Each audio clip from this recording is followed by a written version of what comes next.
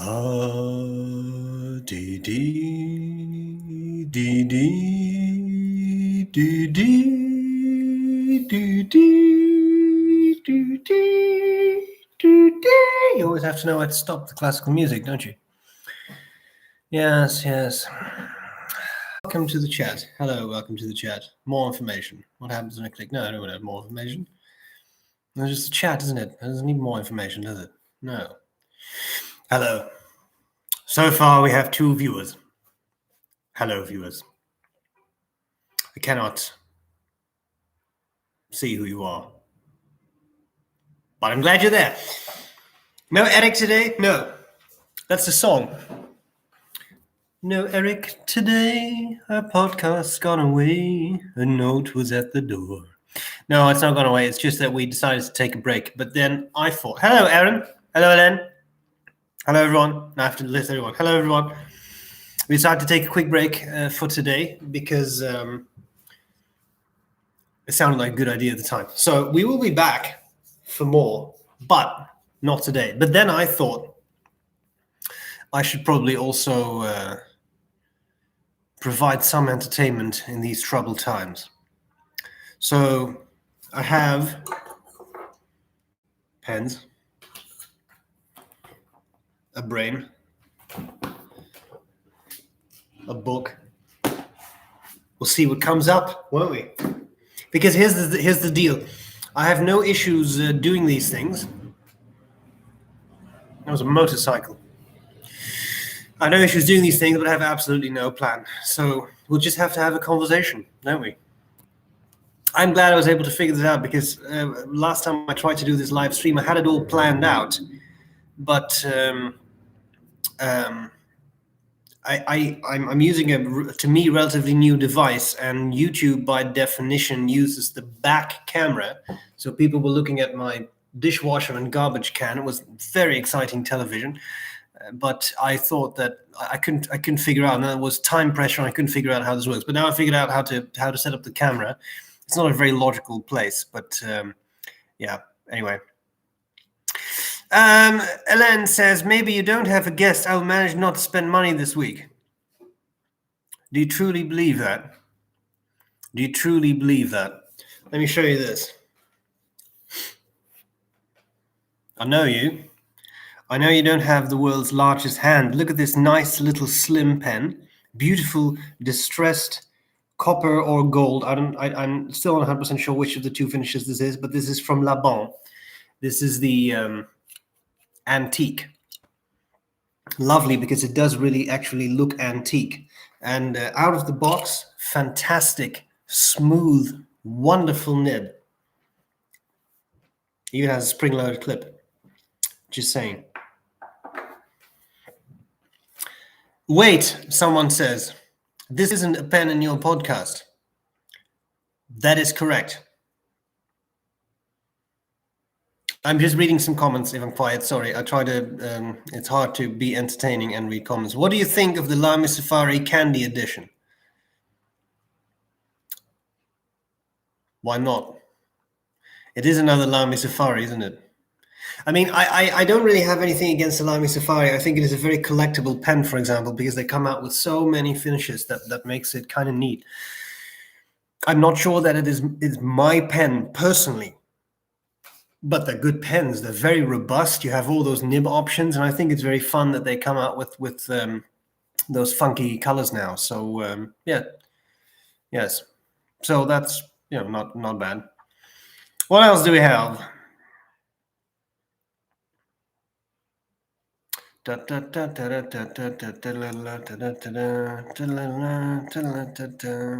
would be nice to have you and Eric on the podcast. Yes, Aziza also.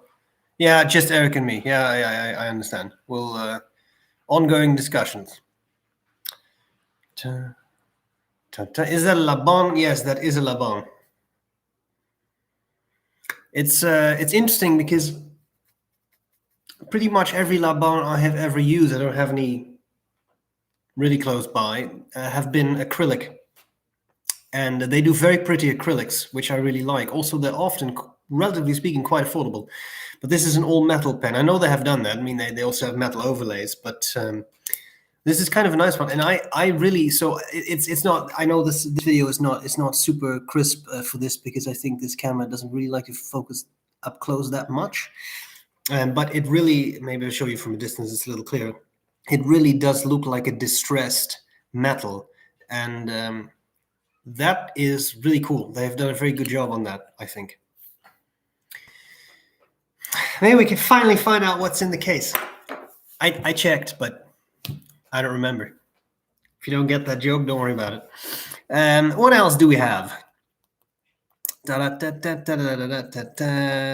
on the pen powerhouse last night. Yeah, those were fun. We should do something like that again, I think. Hello, Katya. What else? Do you still use Indian fountain pen named Asa Sniper? No. Not because there wasn't anything wrong with it. I just, that has been, something has happened. Given away, sold, whatever. I just didn't use it. Is there anything like student pens? Well, I don't know if anything is marketed as a student pen. There are school pens, but those are typically made for children. They're often a bit smaller, and that's I would say is a different class. Anything could be a student pen. I don't know if you would want to have a $12,500 student pen, but there definitely are pens I say would be very suitable for students. So you could look at something that like what we just said. Lamy Safari, I think, would be a great student pen. It's comfortable, it writes well, it's a reliable pen. So let's see. I know we are only nearly through the year, but any pens that stand out? Well, I like that Lamy. I like those that mango color and such. Again, I'm not really a Lamy Safari person, but I thought those were quite nice. Those were nice colors, I thought. What saturated blue inks would you recommend for daily use? Well, it depends a bit on what you want. A lot of the blue inks are washable blues. If you want a really saturated blue ink, I just put... I don't have a whole lot of paper here, but I did this yesterday. I don't know if this is saturated enough in your mind. This happens to be La Balm Blue. This is not a La Balm sponsored episode or anything, but they send me a bunch of items, so I put that ink in this pen. That's why I had that. I really like this as a blue. It's kind of a stand. I haven't checked if it's actually washable. I don't think it says it is on the bottle, but it is that kind of color that I like. I like this shade of blue. If you want a really saturated blue, it's also a very nice one, is Iroshizuku Konpeki. That's a very nice popping blue. I really like that. What else do we have? Yeah, it's good comments on examples of student pens. Kaweco Student, yeah, that comes to mind. Faber-Castell Grip, yeah, or the Basic, the Loom even, all very good pens.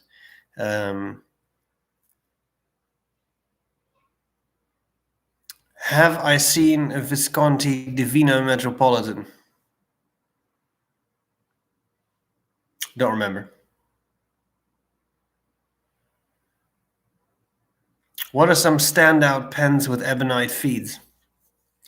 Yeah, that's difficult, because if you buy any pen that has a number 8 Bock nib, it will also have an ebonite feed, because those units the nib units come with ebonite feeds. There are a lot of Indian pens that have ebonite feeds. But if you look at an easily available pen, it's not that easy to find an ebonite feed. There are companies that do it, but it's hard. So anything with a number 8 Bock nib, but that would also typically not be the cheapest pen you can buy, unfortunately. But I can give you one example, because I happen to have it here. There's the Konids. If you buy a Konid king size, then you get an ebonite feed, but you're also looking at $1,000, right? That these are expensive pens, so I'm not sure. I'm assuming, I don't know why I'm assuming that. I'm assuming you're not looking for necessarily a 4-figure pen. I can't say anything like, well, there's a $20 Kaweco Sport that always comes with an ebonite feed, except for a lot of the Indian pens. So you could check out Fountain Pen Revolution, for example, because they have a whole bunch, and they have a number. Yeah. Would the Emperor work as an everyday writer? It does for me. but it depends a bit on your hand size. If you have petite hands, then it's not going to work because it's a large pen. I haven't found it clunky or difficult to use. The Opera Master is massive. Yes, it is. It's big, and it's definitely heavy. They also had an older model of the Master, which has sort of like an injection filler where you unscrew the entire barrel and you pull out. It's like sort of plunger filler, I suppose. Those were much lighter because they had a lot less metal. But the Opera Masters with the power fillers, yeah, they have a lot of metal in the back, so they are heavy. Why do I prefer modern, not vintage? The vintage is too fragile for me. I don't. Plus, many vintage pens are tiny, and I don't find them comfortable. They're very skinny. They're very small. That doesn't work for me. And there are larger vintage pens, and there are vintage pens that are not fragile at all. I know that, but it doesn't appeal to me. Oh, that's a great suggestion. Leonardo Momento Zero Grande. Those have ebonite feeds, and those are relatively speaking, those are, I wouldn't necessarily say super affordable, but the Grandes do have that. And I thought if you look at the celluloid Momento Zeros, they had gold nibs and they also had gold, that'll be interesting. They had ebonite feeds, but those were still quite a bit more expensive than the acrylic Momento Zeros. What's the best Visconti pen? Yeah, that really depends on what you want for, right? Like, that's always the question. Like, there are hundreds of Visconti pens, so I don't know which one is the best for your specific purpose. Go to a pen store and try them out.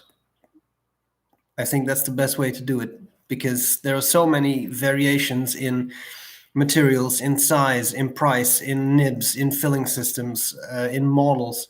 I don't know which one is the best, simply because I can't tell. Okay, what else do we have? Is Rohren Klingner Salix good for cheap paper? Well, it is an iron gall ink, right? So that would be pretty much indestructible. You do have to make sure you clean your pens very well with that, right? Because there have been reports of those types of inks destroying feeds. I've never had that. I've never had an iron gall ink destroy a pen feed, but then I have cleaned my pens really, really well when using those kinds of inks. But it is a good ink. I love the color of iron gall, because when you write with it, it's quite a saturated blue, very deep blue, but then it dries up into something that's a very intense, almost grayish blue. It really changes color, and it's waterproof. And in the UK, they still use that to sign official documents and such. Beside, obviously, Rhodia and Clairefontaine paper, what would you recommend for daily use? Rhodia and Clairefontaine paper. Those are my favorites. I mean, there is Tomoe River, which some people really love. I'm starting to grow on me. I didn't like it that much at first, but it is superb paper. It doesn't bleed, it doesn't feather. It's great. Is it worth spending money on a Lamy 2000? If you're willing to buy it, it was worth it, isn't it? It's a good pen. You have some nice nib options. You have a piston filler, so I think it's pretty good. What are your thoughts on 3D printed pens? I have one. I don't have it in arm's length, but within arm's length, within reach. Oh, shut up. Fun. It's a whole new way of doing it, right? So I think that is quite nice. It's different for everyone. And the 3D printed pens, it gives a specific feeling and finish that not everybody really enjoys. But I thought it was quite nice. Is the Opera Master the same size as the Homo sapiens? I don't remember. It's possible that it's a little bigger, but I don't remember exactly. In between semesters during the summer, do you still have work to do, or do you have the summer off? Yeah, that's a good question. Right now, I have a lot of work to do because we are working on our own psychology degree, and there's a lot of things that need to be done for that, paperwork and communication with the ministry and such. So that's what I'm doing now. It's not exactly that I have the summer off. We are expected to work on our own development and scholarly activity and such. So usually the summer is for, of course, a little bit of preparation for new teaching, but also for research. Yeah. What are my overall thoughts about Marlin pens? I've used Marlin pens. They're pens.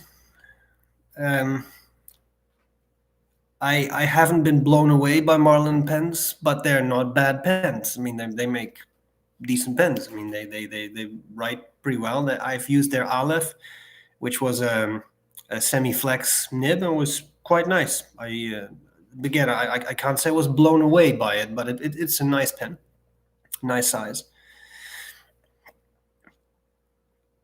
Okay.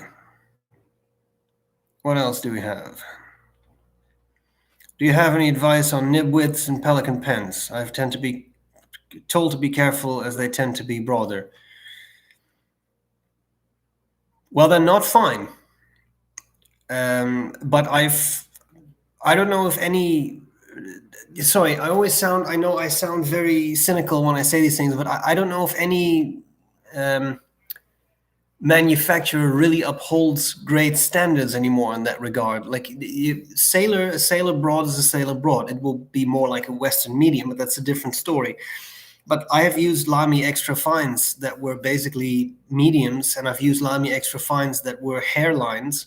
I know you were not talking about that. Pelican, kind of a similar thing. I have seen Pelican extra fines that were relatively broad.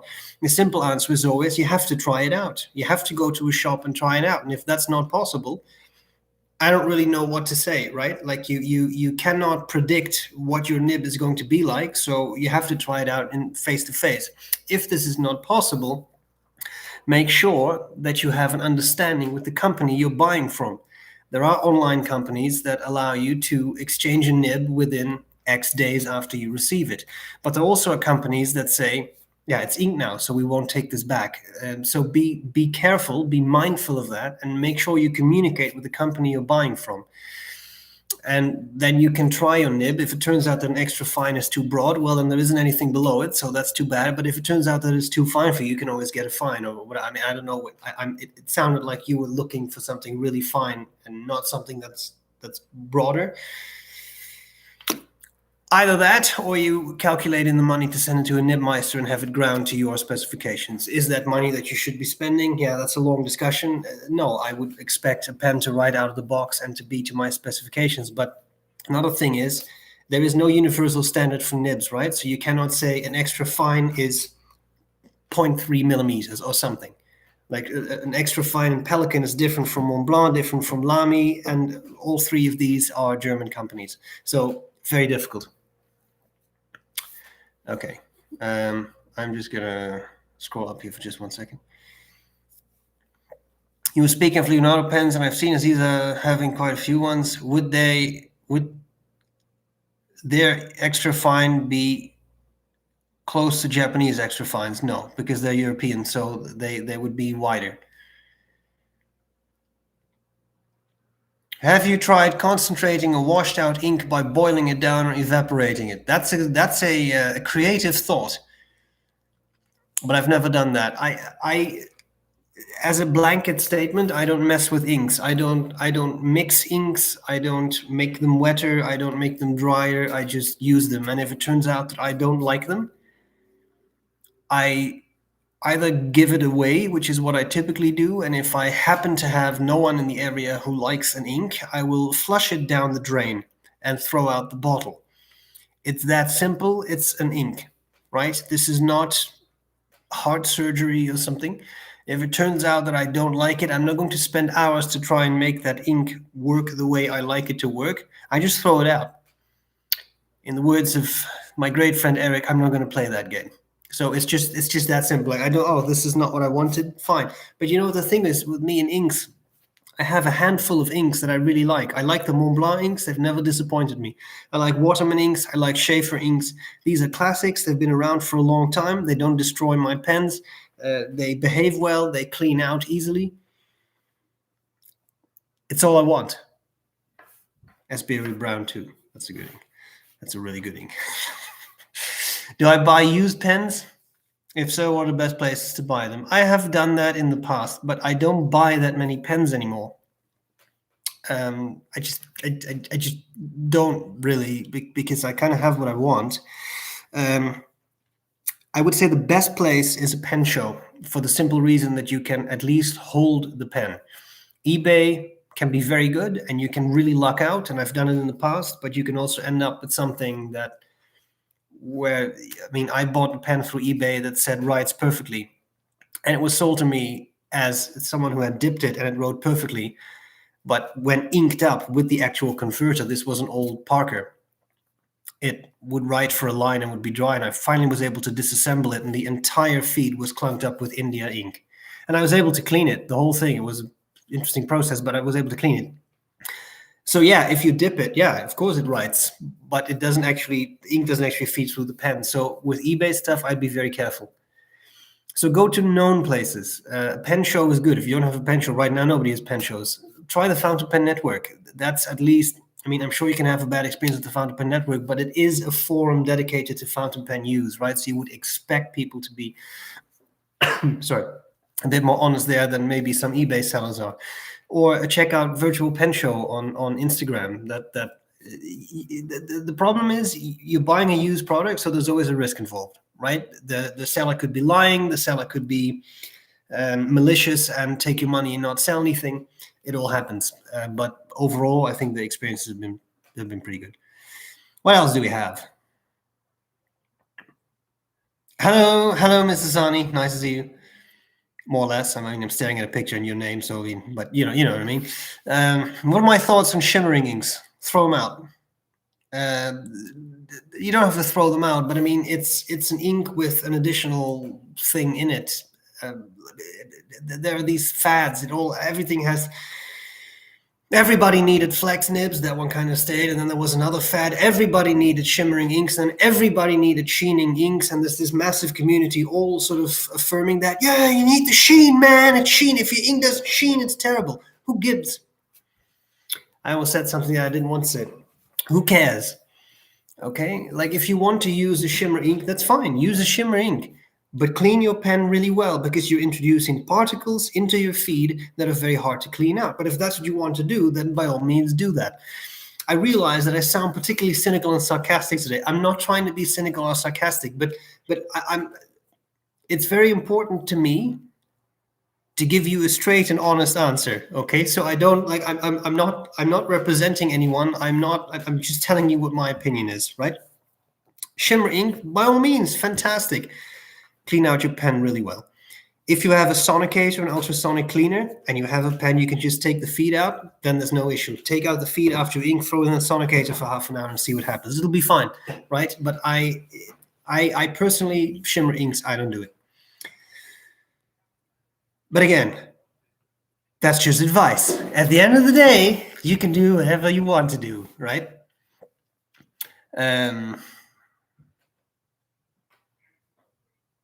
I'm just reading comments. I'm sorry. To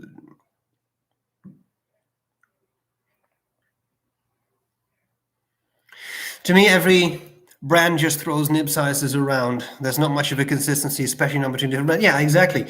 But there's also no standard, right? We don't have like the what do you call that? Like NATO standards for nib size or something. Like it doesn't exist. So what is an extra fine in one brand may be something completely different in another brand.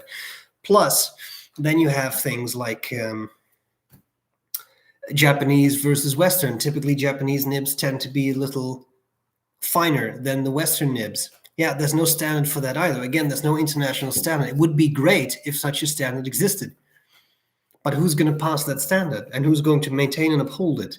Like if it would be some sort of fountain pen body, you say, okay, listen, I'm making up these numbers. Extra fine is 0.03 millimeters. Fine is 0.05 millimeters. Medium is 0.07 millimeters. Broad is 1 millimeter, etc. You get where I'm going. That'd be fantastic. You know exactly what you're buying, but nobody does it. And as I said, even within a brand, I have seen Lamy extra fines that some people have reported it to me. Like, I have an extra fine here. It's like a broad. Well, I'm not sure if it's quite like a broad, but it also depends on what you are used to. If you have always used Japanese extra fines, you buy a Lamy extra fine, yeah, it's going to look like a broad, right? So it's a relative thing in the user as well.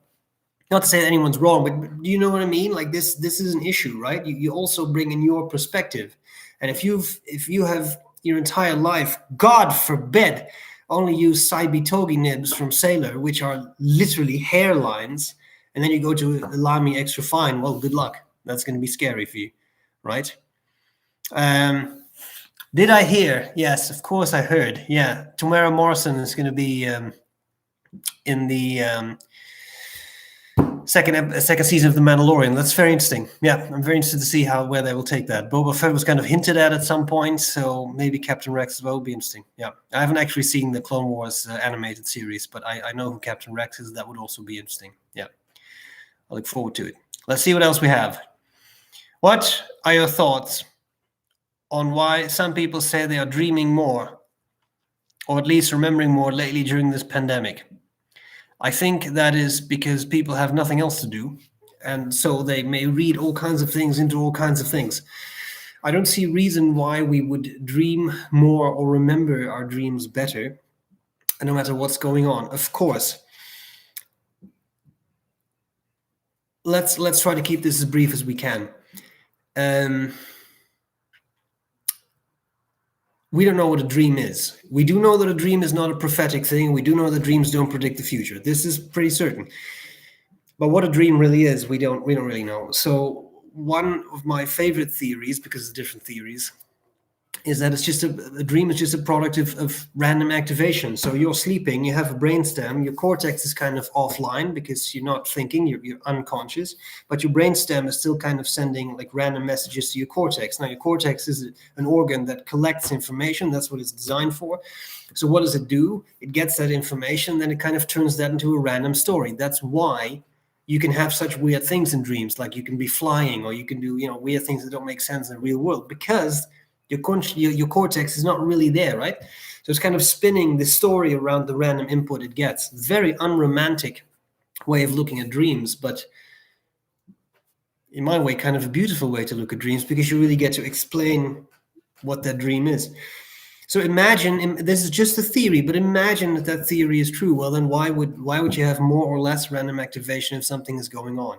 Now, in a time where there is a lot of emotion going on, I have no trouble believing that the content of your dreams may become a little bit more emotional. This is natural. Freud coined a term for that, day residue. Those things that you've been thinking about during the day have a tendency to sometimes show up in your dreams. We all know this, right? You have an argument with your partner, you dream about that. Or you have a work deadline, and then you dream about that work deadline, right? That's day residue. Things that you've been processing a lot during the day tend to show up in your dreams, can show up in your dreams. If you're thinking anxious thoughts about a COVID pandemic, it's possible that something like that shows up in your dreams. And if something is emotional, then you may remember that a little better. But it also depends on when you wake up. During REM sleep, when your eyes move, right? Move or whatever they move. If you wake someone up during REM sleep, it turns out that during REM sleep, you have most of your dreams, right? And if you wake them up right at that spot, then they remember. But after your REM sleep, you go into different sleep stages. And if you wake someone up in those sleep stages, then typically they don't remember their dreams, because your memory systems don't work exactly the same way as when you are conscious, either when you're sleeping. So maybe if you wake up more during the night because you are stressed, then you remember your dreams better. I'm theorizing on the spot, right? But I don't think there is anything. I don't think it is anything substantial beyond that, but that's just my view. Okay. Any interest in wristwatches? Yeah, I like the idea of wristwatches, but I have enough rabbit holes as it is. So I have made a very deliberate decision not really to get into watches. It's a great hobby and it goes hand in hand with fountain pens, but I refuse. I'm just not going to get into that as a hobby, because I know myself, and money would be spent. Have I seen the new ASC 360 equivalent? Yeah, but only in pictures. I haven't held it. I think it's a very great idea. I would love to see one up close, and I really want to know if it's magnum sized, because I want to know. How did you clean India ink from the feed? Yeah, I know. That was a ultrasonic cleaner for hours. And it worked, but that was, yeah. Do you consider creating another ink line? I have thought about it. I'm still not sure. I really like the brown ink, but at some point, I still get questions for it, right? Just today I got a question, last week, people still want to buy it. There could be another ink, but I'm not saying yes or no. I'm just saying there could be another ink. I really like SBREBROWN as a name too, and SBREBLUE and such. I just don't know. God, that's a stellar tea. We continue. What's your favorite Japanese pen except the classic red LB5? I'm thinking, do I have? Yes, I have. Well, I have the Denitrio is a bit difficult, right? Because aren't they in California? But it's a Rushi. Because I have it, Namiki Emperor. That's 100% Japanese, and I really do love that pen. Where can I find SBREBROWN ink in the USA? You may not be able to. I saw the. I mean, there are companies that have it. Anderson Pens used to have it, and Van Ness used to have it. If they don't have it, then they're out. That's a good conclusion, isn't it? If they don't have it, then they're out. But what I mean is, then I am not sure at this point if Akkerman in the Netherlands still has it, and that's where they buy it. They don't buy it. Nobody buys from me, right? You buy it. The retailers buy it from Akkerman. And I have the feeling that Akkerman may be out of SBREBROWN. I have to contact the store manager to see if they have any left. If they're out, then that's it. At this point, there is no further thought on more runs. I'm not saying that it may not happen, but there's nothing in the works. So if it's out, it's out. We've done multiple runs. We may do another run. We may also not do another run. Again, I'm not being mean. I'm just being transparent, right? It's important to me. Okay. Between videos and teaching and walks in the woods, do you find time to continue your research? Yes. We also supervise students doing research. So I just had the pleasure of co-supervising, I should say, 2 students. One did something, sorry, one did something on heart rate variability, which is the period between 2 heartbeats, which can vary, hence variability. And we did that in a primary school. So children were given a relaxation training, and we measured the heart rate variability, and we checked what effect that relaxation training had on the heart rate variability.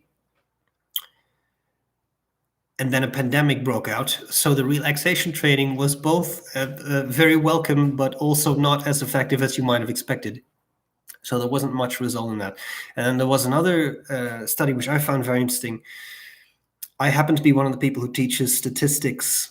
So this is the statistics for psychologists. And I co-supervised a project of a student who looked into why students who are in statistics or math classes don't ask questions very often and don't necessarily come to our office hours even when they're struggling. And she looked into different personality variables to try and figure that out. There's still a lot of work to do. This was really meant as a pilot project that will be taken on next year by other people. But that was quite interesting. So yes, we will. There is still research, and I'm still trying to get one paper for my postdoc published also on heart rate variability.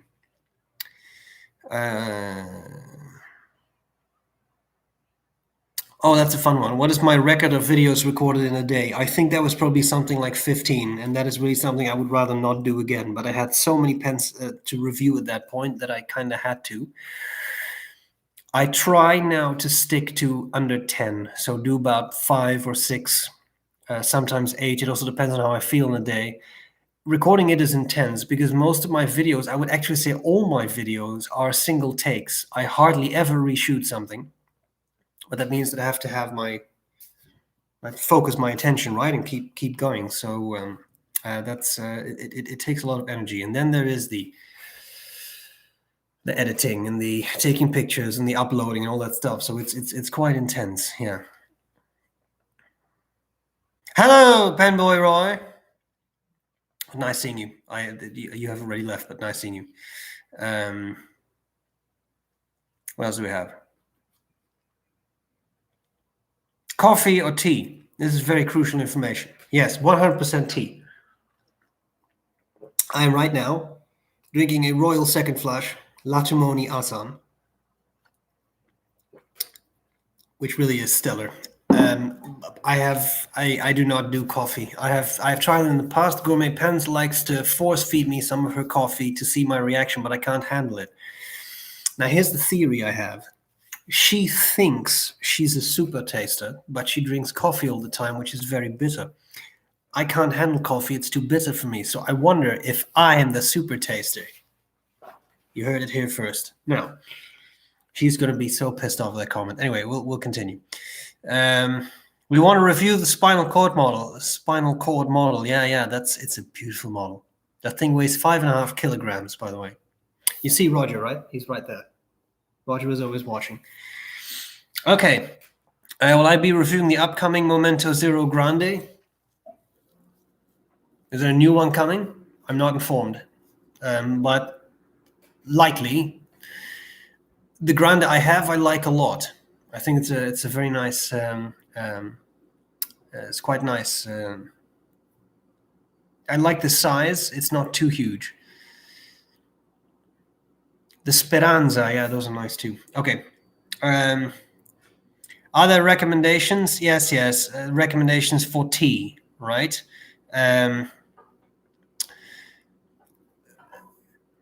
It really depends on what you like. There is the very refined types of Darjeeling, but I like Assam because I'm a simple man. I just like Assam. It's a very dark, malty flavor.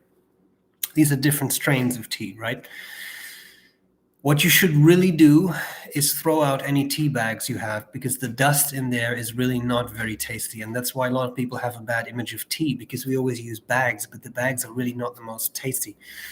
Invest in a reasonable loose leaf tea. Just try it. Try a good loose leaf tea, and that is very likely to change your opinion, because it is much richer and has gives you a completely different experience. Okay, what else do we have? How about telling us a little bit about yourself?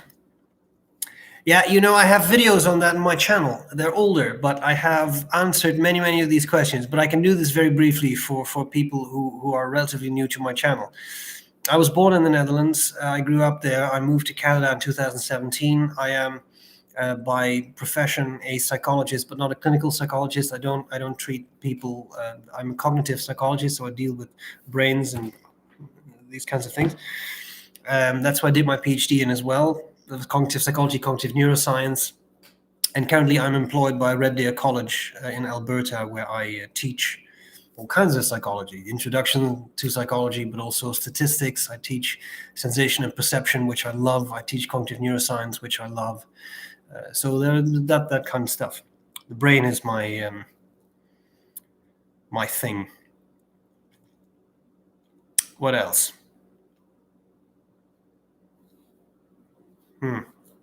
New 360 is magnum sized, huh? Son of a bitch. Okay. I need to talk to Manu then. All right. What else? Sorry, I'm just reading through the comments. I'm sorry. I'm not trying to be quiet. I'm trying to do this as quickly as I can, but did I see the Mont Blanc 139? Yeah. Did I review that? No, I don't think so. Is that the big one? Is that the Hemingway-esque? I know it's the other way around, but isn't that what the Hemingway was based on? No, I haven't reviewed that. No, it's 239 I reviewed. I knew there was something with a 39 in it that I reviewed. Okay. That's a bit of Roger coming up. Now,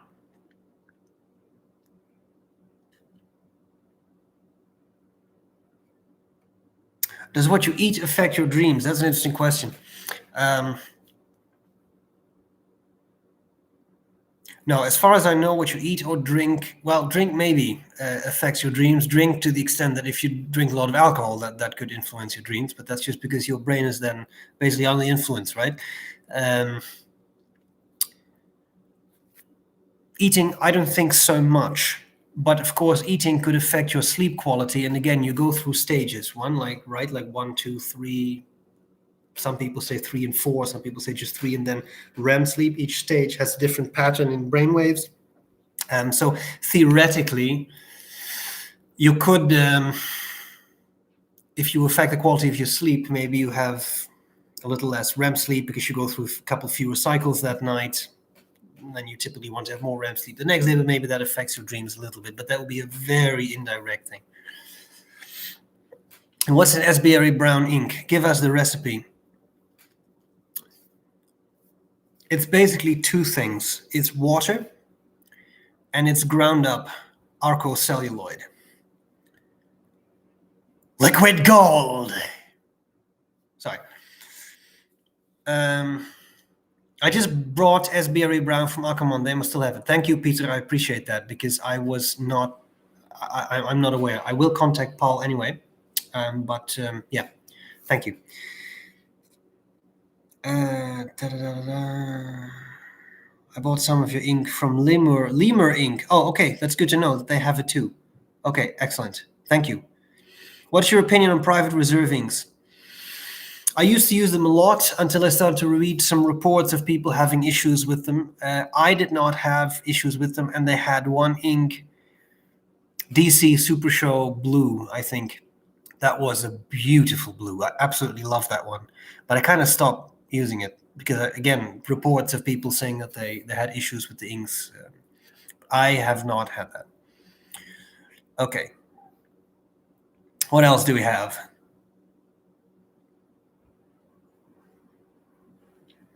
Any good papers dealing on uncertainty?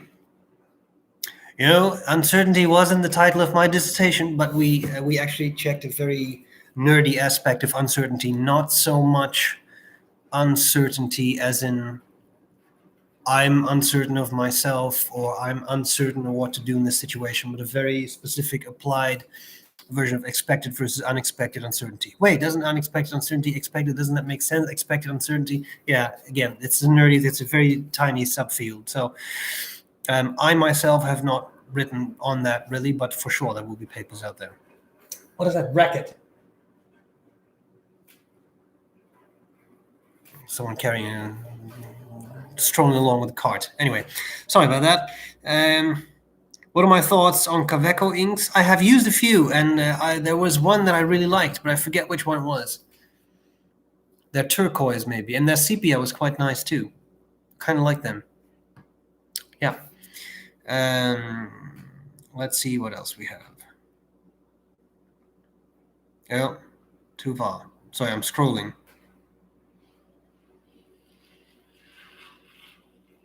Sorry. Okay, I'm back. I'm just trying to not lose track of where I was. After recording a video, how long does it take to edit, etc.? It depends a bit on how perfectly you want to see something edited. I don't want to see something edited perfectly because it takes me too much time. But when you think about it, I have 3 bits of video. There is me talking about the pen, then there is showing off the pen with the camera tilted down, and then there is the what I like and dislike. Those are 3 separate videos. The part of the pen writing and showing the path of the pen is recorded upside down because I have the camera sort of focusing from that end, not from this end. So that means I have to rotate that video, right? That has to go upside down. Otherwise, it'll be upside down when you look at it.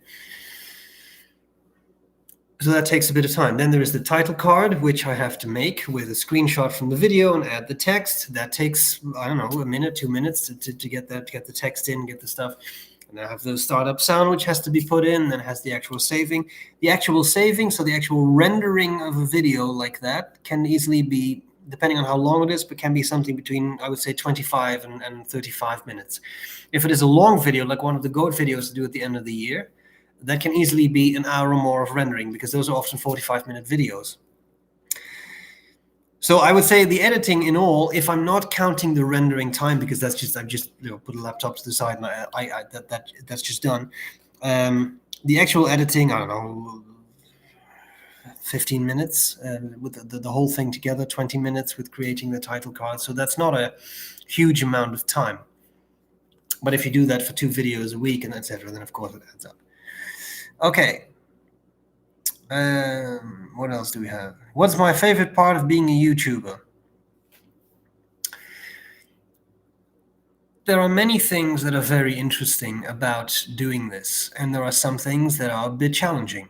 But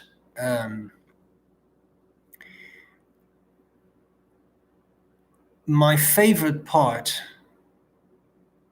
I think, are the interactions that I have with nice people. I have to add nice people, but that can be very interesting. It can be very stimulating, but can also be a lot of fun. And over the years, I have received very touching messages from people about how my videos have been helpful to them, often on a personal level, help them through difficult periods in their lives.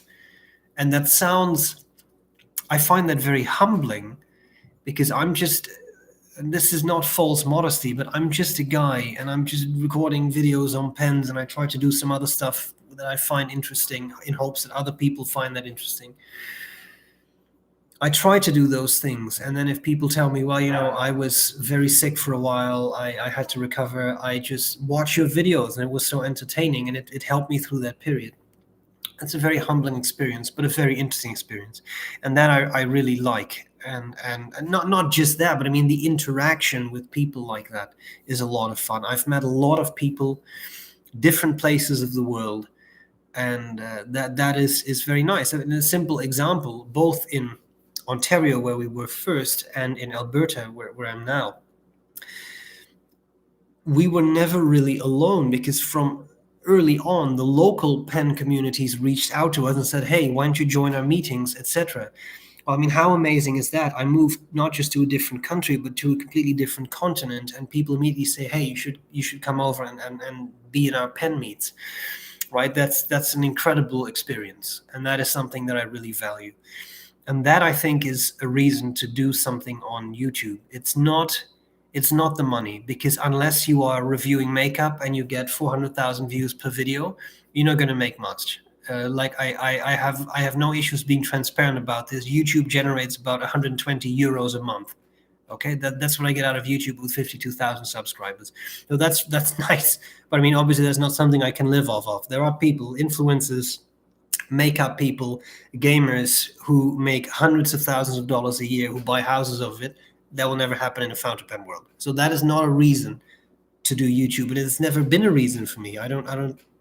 It's nice to get something in return for work you put in, but it's really not much. Patreon is a different issue, but that I like most about YouTube, the interaction with people. Okay, we continue. What else do we have?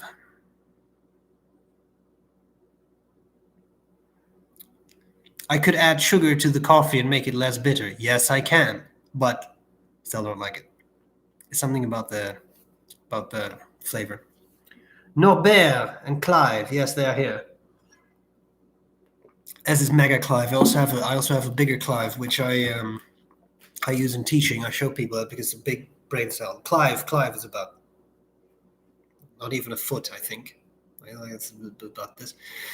But I have a large Clive, which I use in the classroom, and people always comment on that. At some point, a student came up to me and said, look, I drew Clive. And I was like, oh my God, what have I done?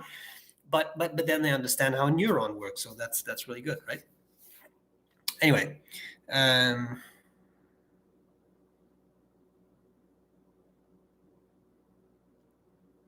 Okay, what else do we have? Do I like Mont Blanc 1950s fountain pen? Yeah, they're good. I probably like those better than the modern pens, just because the nibs were often a bit flexier, and I kind of like that. But again, it's a vintage thing that I don't really don't use so much. Was für ein Auto fährt SBREBROWN? Ein Honda CR-V. That sounds much cooler in German than it does in English, especially the vowel part. What else do we have?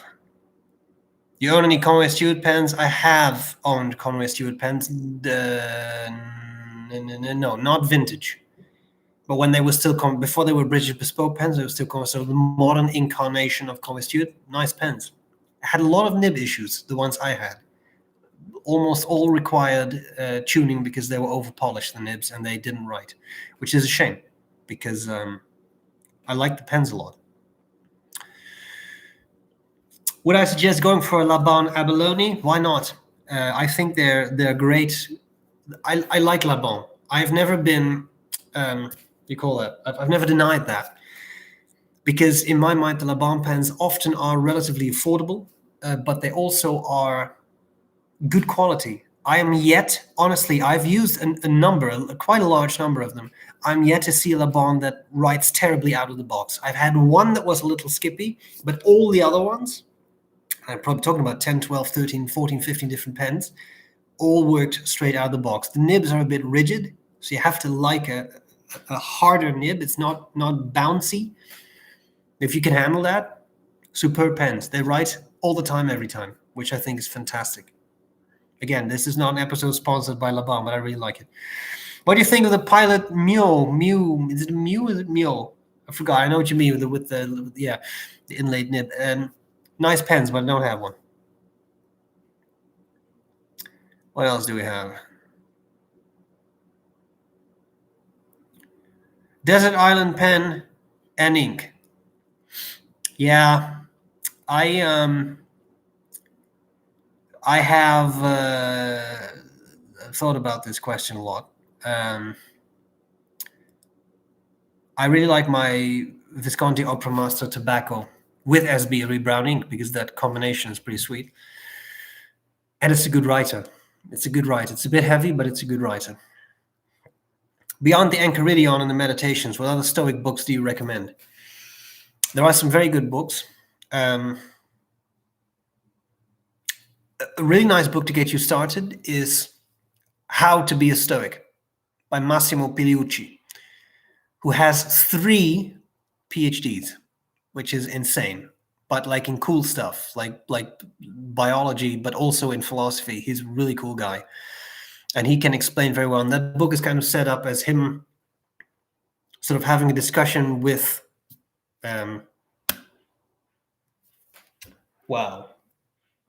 Epictetus. I wanted to say Enchiridion, but that's the name of the book, with Epictetus. And it sounds weird, but it works really well. Very good book. And there are others, but try that one. And also John Sellars, like Sellars. He wrote a number of books on Stoicism, and they are superb as well. Very readable. He's a philosopher, but he writes very legibly, which I really appreciate. Sometimes philosophy can be a little hard to understand or vague to read, hard to read, but he writes very clearly. John Sellars. Okay. What's a favorite pen in my collection? Very difficult to choose, but Opera Master Tobacco ranks highly in there. Yeah, hard to choose, because I don't have that many, but what I have I all really love, so it's hard to pick one favorite. Diamine Earl Grey. I believe I have tried that, and I believe I liked it. What do you do against smearing your ink in everyday writing? Buy a little sheet of blotting paper. You can find those in pen stores. Sometimes carry them. You have to, even online, you have to just do a little bit of looking and put it in your notebooks. If you have a notebook like this, right, just opening a random page that doesn't have privacy-sensitive writing in it, because this is work stuff. But let's say this: you take your blotting paper, you put it in here. So you write, you put in your blotting paper on it. Done. Right, then you don't have smearing. That's what I do. How does marijuana affect the brain? Yeah, I teach a class on this kind of stuff too. And then my suggestion is always, you can ask things for a friend, right?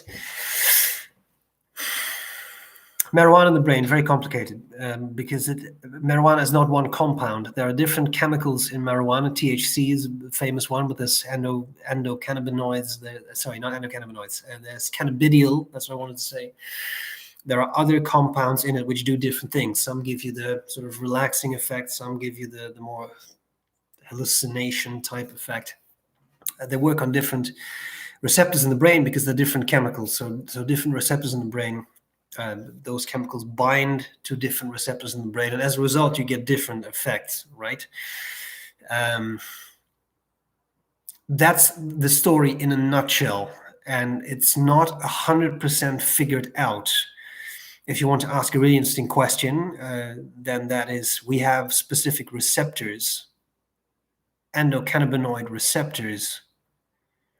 So does that mean we have evolved to use marijuana? Because if you have receptors that really work on the stuff that's in the cannabis sativa plant, well, no, because it turns out that those receptors actually do something in your brain, like a sort of a pain-killing euphoric effect. But that's a very interesting issue. There's also the issue, just because I like to dispel myths, there's also the myth of cannabis use can give you schizophrenia. No, that is not correct. There is no research to support that, but there is definitely research to support that if you have a specific genetic makeup that makes you vulnerable to psychotic attacks, then yes, chronic use of marijuana can actually develop that in you, and as a result, you can get psychotic issues from marijuana use. Don't forget, whether it is legal or not, it is still a drug. It is a psychoactive substance that will do something on your brain. Can we blame you for Arco being so rare?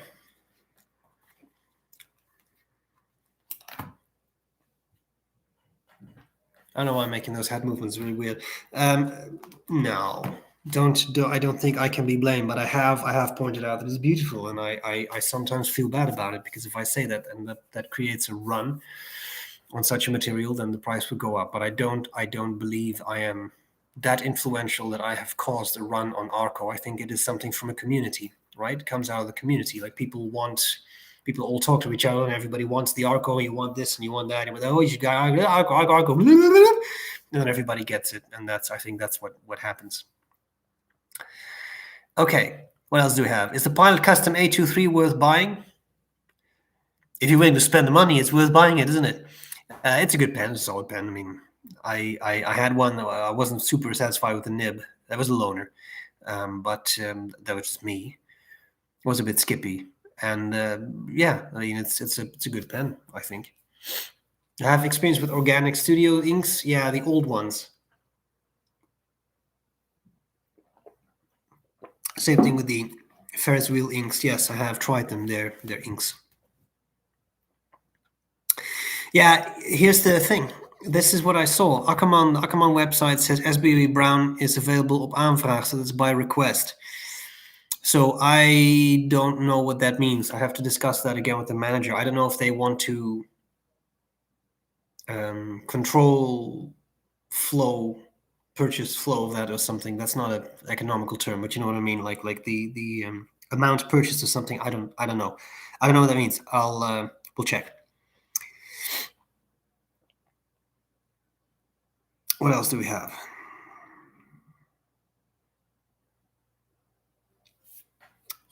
I'm just going to scroll down. Yeah, SBREBROWN is out of stock at Finesse. That's what I thought. I'll have to check. Yeah. Favorite founder pens: Germany, Italy, or Japan? For looks, Italy, but for functionality, Japan.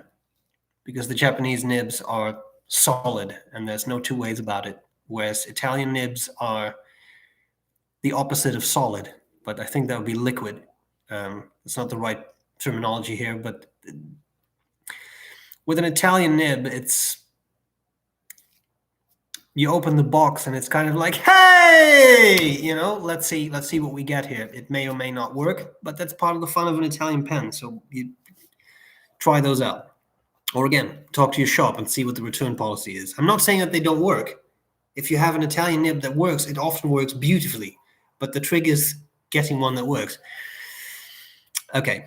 How and where in your apartment do you store your pen collection? Asking for a friend. I just have them in pen cases, 12 pen cases. I don't have like a giant display case of pens or anything. I don't do those things. My favorite Russian writer. I am still to get into Dostoevsky and these kinds of people. I simply haven't yet. It's on my list to do. This is a giant gap in my literary history.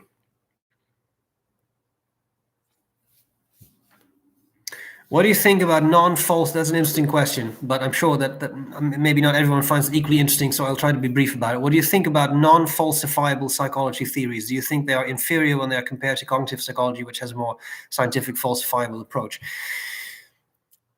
The difficulty, if you cannot falsify something, is that, yes, scientifically, it's a very difficult thing to work with, if not a useless thing to work with. Take Freud with the ego and the superego. Does it make sense that you have some sort of rational aspect of your brain or mind and something that wants instant gratification? Yeah, it kind of makes sense. Can we test that these things exist? Not really. Well, if you can't test that it exists, then from a scientific viewpoint, what really is the point? And why? Like, who cares if you can't test it, right? That's just from the viewpoint of science. So I wouldn't want to use a term like inferior because that sounds very judgmental. I know what you mean. But I would say they are of less value. Yes, they are of less value because if you can't test something, then from a scientific viewpoint, you run into trouble. It's people like you that bring a smile to our face during these tough times. Thank you so much for this. Well, I try, and there's also the reason I found it necessary to have Roger telling bad jokes on Instagram. These are trying times, they're stressful times, so I think it is important to try and do what we can to also laugh about things and also have fun with things, because otherwise the world becomes a very dark place. Hello from Cambodia. Oh, that's interesting. Somewhat exotic. I like it. What are my thoughts on vintage Conway Stewart pens? I've only used the Dinky, and it's a really small pen, so it's a very specific pen. Nice. Good writers.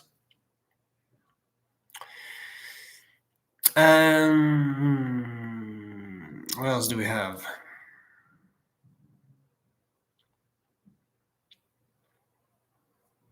A big Clive. Yeah, you want to see the big Clive, okay? God, let me 1 second here. Big Clive and small Clive. Okay. Because I know that people ask questions about this stuff. They're made by a company called Giant Microbes. Okay, so they make all kinds of viruses and bacteria, and so you can, for example, show them in teaching stuff. So this is Clive. Yeah, so you have seen Clive, as in, yeah, hello, Clive here, swipe, you know Clive. But then if there is Clive, there's also Mega Clive. Okay, Mega Clive is much bigger. If I have to show this Clive in the classroom, the people sitting in the back, it's a little small, although there isn't that much to see of Clive anyway. But anyway, this works well because you can show everything. There's a cell body that doesn't actually have eyes, right? But still, the eyes, of course, make it more funny. You have an axon with myelin sheaths, and you have dendrites, and you have all these. So you have all these little things. So Clive is actually a surprisingly good teaching aid because neurobiology is hard. But this looks kind of funny. So I found it works really well with students, especially social science students who may not necessarily have a huge biological background or find the biological stuff super interesting, or they just find it challenging. And it is hard, so I understand that. What else do we have? So that was Big Clive, yes. Is there such... Sorry, I over-scrolled. Oh, I lost where I was. There we go. Is there such an ideal approach for studying in a psychological point of view? I'm a student in pharmacological science and I would like to improve my way of learning for tests. Yeah, massive literature on what helps. And to summarize that briefly, passively reading a textbook doesn't work too well. So ask yourself questions as you were reading. Try to relate concepts to other concepts that you have already learned about. But this, I think, kind of speaks to itself. Something that works quite well is visual stuff. So making tree diagrams, for example, like, okay, because you're saying pharmacology. So you could say something like, well, okay, I have analgesics, and these are the kinds, and I have antiemetics, and these are the kinds, and I have now I'm getting into psychotropic, but anxiolytics, so these are the kinds. What are the properties, etc. So if you make something like that, sort of tree diagram, that often helps well, because you create a hierarchy in your mind, in your brain, that often makes it easier to recollect things. Sorry, moving back a bit, to recollect things on tests. So that is something that I could recommend. Yes. Do I speak German? Yes. I do, because I learned in school. You look chubbier in the older videos. Did you lose weight? I did lose weight, yes. When you work on a PhD, you sit behind a computer all day or are testing participants, but you eat a lot, in a nutshell. I did walk a lot, but I also ate a lot. Anyway, what else do we have? Dream in Dutch or English? That's a good question.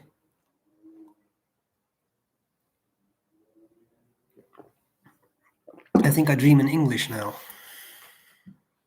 Never paid attention to that. Depends on the context. If I dream about people from Canada, then I dream in English. But if I dream about people from the Netherlands, I think I dream in Dutch. Existential crisis. I'm going to pay attention to that. It's a really interesting question.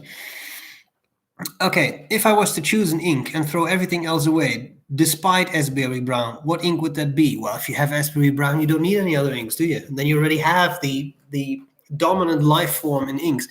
No, I'm just kidding. No, I'm not. Anyway, no, seriously. I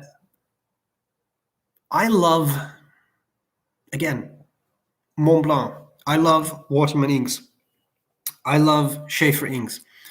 But aren't those kind of standard boring colors? Yes.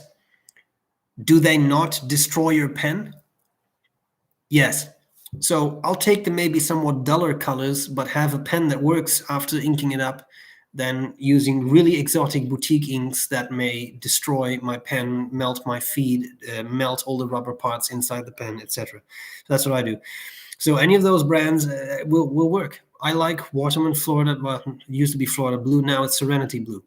It's a blue ink. It works well. It's a solid ink. So I really have nothing to complain about with those. What's the cheapest fountain pen that you have that will last a lifetime? Yeah, I really don't know. I've used so many pens. I don't remember what the absolute cheapest was. And a lifetime is a relative concept, right? I've used $5 Chinese pens. They typically fall apart at some point or another. There are exceptions, but after extended use, pieces start to come off, etc. I've had that many times. I'm right now using an Opus 88 Omar, and I love it, and that's relatively affordable, and that one is still going very, very strong, and I don't see that one coming apart. Okay. What else do we have? Do you have a limit on how many pens you own? I think I currently have about 30. I thought I had less. I own fewer pens, but about 30. I haven't set a hard limit, but I would like to stay around that. I don't really want any more.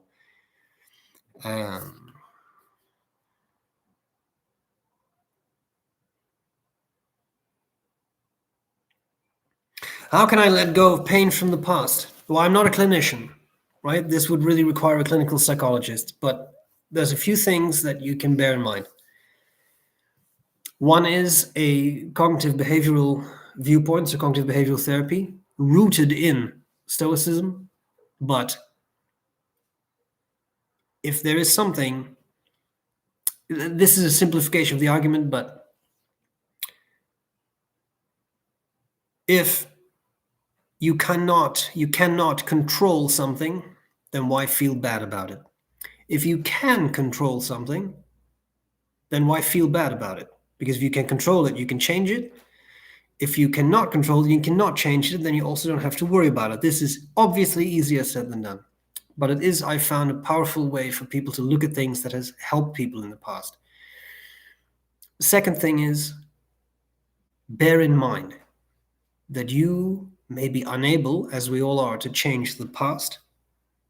You may be unable to change the things that happen to you, but you can change your thoughts. You can change how you think about something. And sometimes that's a matter of changing your perspective. I know what has happened to you, and I'm not going to ask you either, obviously. But think about that. Can you change your thoughts? Sometimes that's as simple as saying something bad comes into my mind. You take a step back and you say, well, it made me feel something. What did I feel? I felt angry. Is this anger really something I want to feel right now?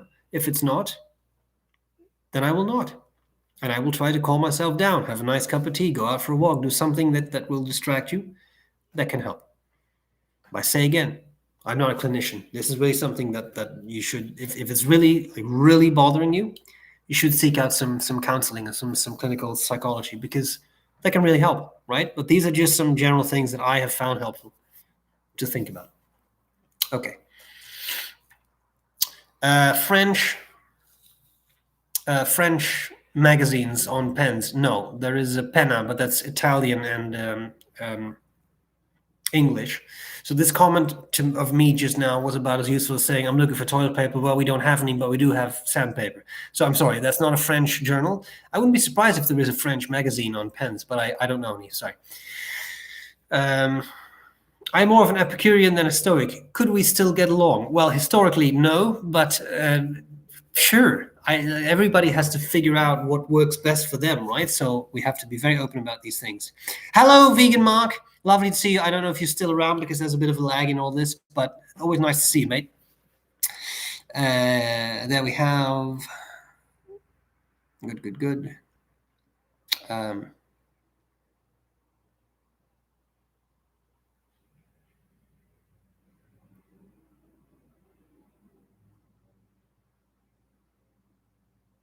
Sorry, my thing is not scrolling. I'm sorry. I'm just silent and just.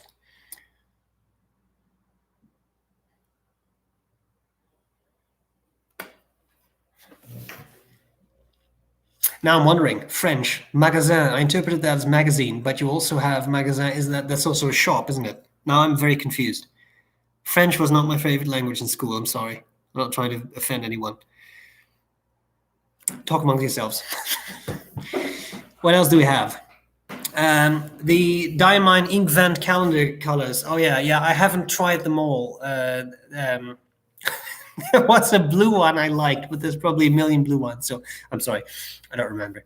How many languages do you speak? Well, there is Dutch and English, there is German, and there is poor French. I can read and write Greek, and I can read and write Cyrillic and Old Church Slavonic because I thought it was fun to learn that at some point.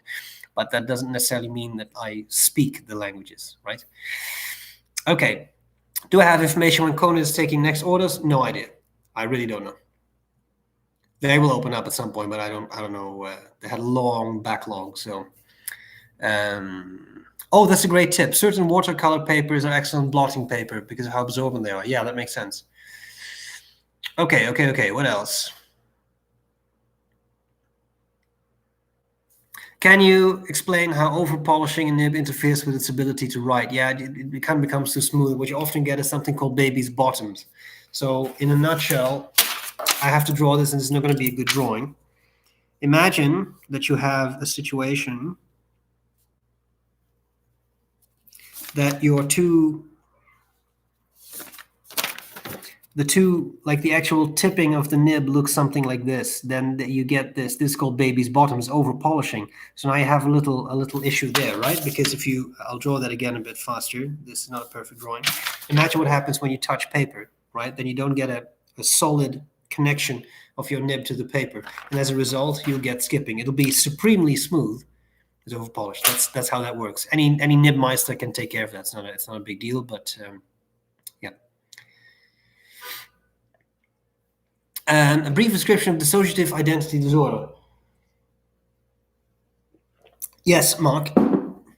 If you want to talk about that more, feel free to reach out to me. You can always send me a message on Instagram or something so we can talk about it a bit more privately. But in a nutshell, Dissociative identity disorder is, again, I'm not a clinician, right? But the way what I remember from that is that it's kind of like what we used to call split personality disorder, where you kind of dissociate from often something traumatic, and I don't think it necessarily has to mean that you have multiple personalities, but you dissociate from something. Call that whatever you want, like some sort of suppression mechanism or whatever. Your suggestion is they got the diagnosis wrong. There is a lot of theoretical work that suggests that. Now, let me rephrase that. There is question as to whether that is a real thing or not. Okay, and there is good theoretical reason to think so. Like if you have a personality, having multiple personalities is complicated because you have one brain, and the software in the brain, your thoughts, etc., that is you, right? So given that you only have one brain, how would you have multiple personalities? I am not saying that I deny that a multiple personality disorder exists, but I myself am a little skeptical about that on, I think, pretty good scientific grounds. So I'm not trying to be offensive to anyone, but there is some reason to think about that. So if you want to talk more about that, then by all means reach out to me. But so that's how I kind of understand that. And it would be possible. It would be possible that the diagnosis was wrong. Yeah. Okay, let's see what else we got.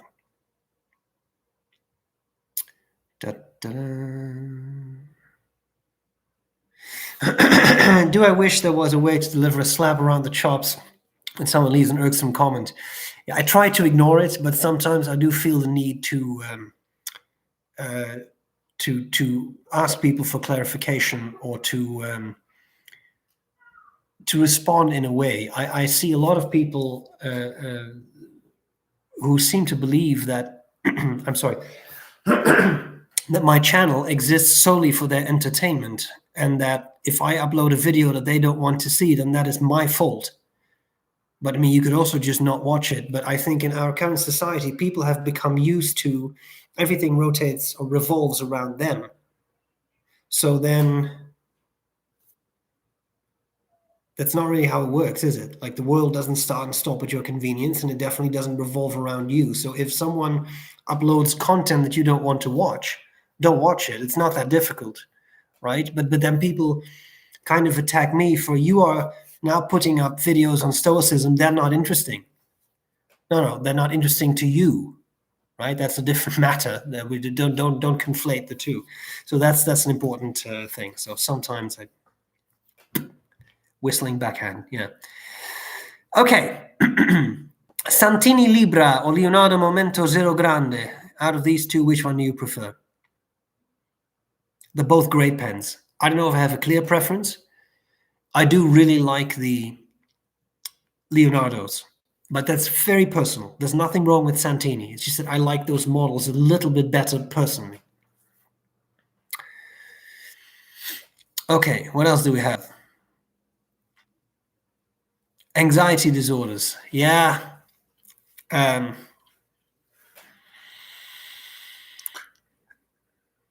It's complicated as well, right? A lot of these, in general, when you talk about some sort of psychopathology, which just means something quote unquote wrong, this is not a value judgment. Something wrong, something aberrant in someone's psyche, right? You could be depressed. You could have anxiety. That is not a reflection on you as a person. That's a reflection on you. No, sorry, that's a reflection on what's going on in your brain. That's what I wanted to say. Right? Just like if I break my leg, that's not a reflection on me as a person. It's just that I have a mechanical defect in my leg at that point, right? So your brain has all kinds of, it's a very complex organ, right? Very complex organ. I would say any type of psychopathology, whether it's depression, anxiety, obsessive compulsive disorder, typically has one of a number of causes, often a combination. Like what?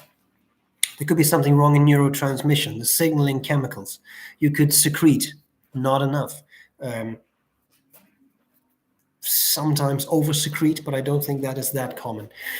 You could have issues with the receptors, that you happen to have a genetic makeup that codes for fewer receptors or too many receptors. But you could also have other things. You could also have issues of reduced volume of certain brain areas. For example, there's a correlation between a negative correlation between hippocampal volume and depression. So people with depression often have a smaller volume in the hippocampus, which is interesting because that's an important structure for memory. That's a correlation. So what's the cause and what's the effect? Do you have a smaller hippocampus because you're depressed?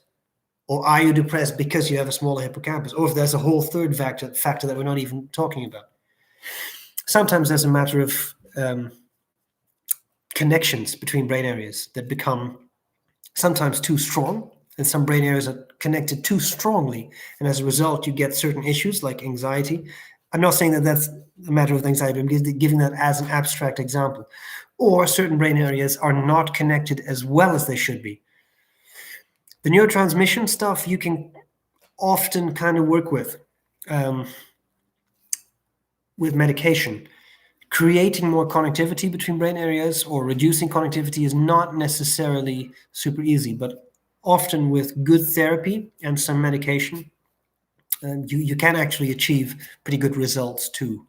So that was a very broad answer, but for a lot of psychopathological things, that's kind of what's going on. Okay, what else do we have?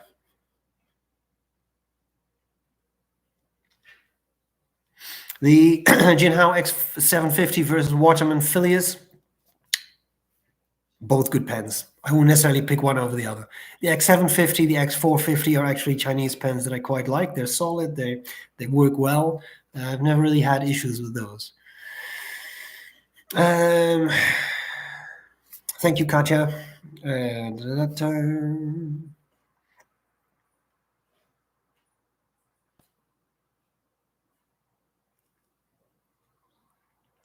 What else?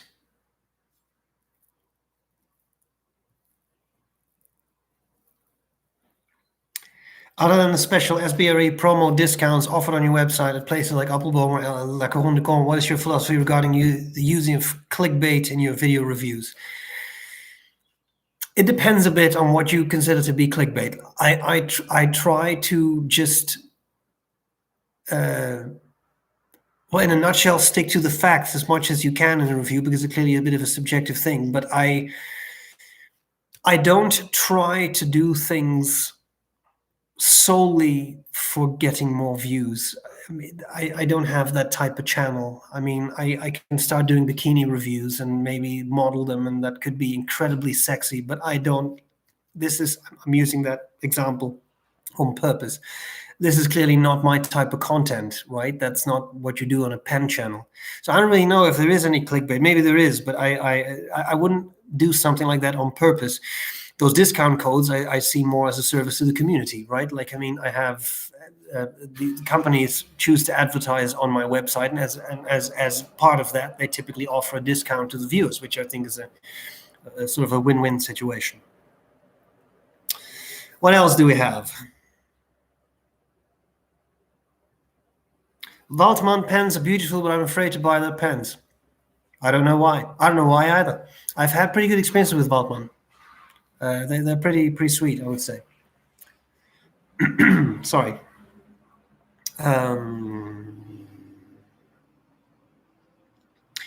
Aside from pens, no, I over-scroll again.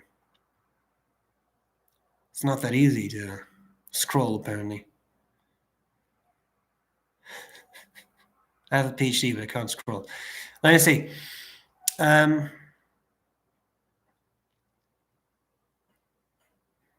Alain says it's okay to have something against French, but as long as you don't have something against French people. Oh no, nothing. Nothing. I have nothing against French people whatsoever. I just I don't know what it was about French. Maybe it was the instruction wasn't that great in my school. I'm not harping on teachers, but I always struggled with the French. And no, with French. That was a Dutchism. Sorry, with the French language, with French. German is okay, Dutch is okay, English is, I think, okay, but okay. What else do we have?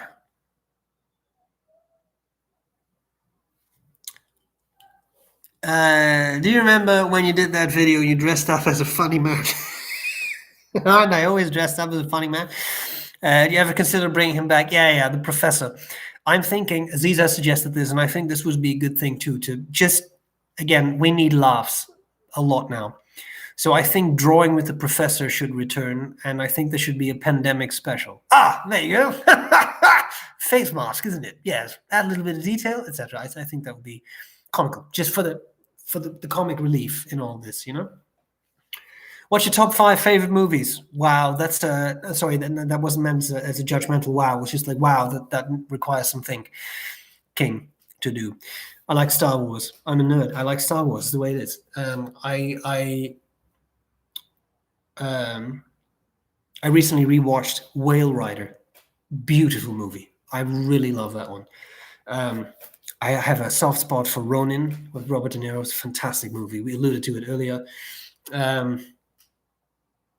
Dead Poets Society is a fantastic movie. I really, really like that movie. Brilliant performance from Robin Williams, and just, it's amazing. What else? Don't know. Have to think more. Do you think universities are due for an overhaul given the pandemic? Well, I think there's a lot of online teaching that will be going on, and same thing here.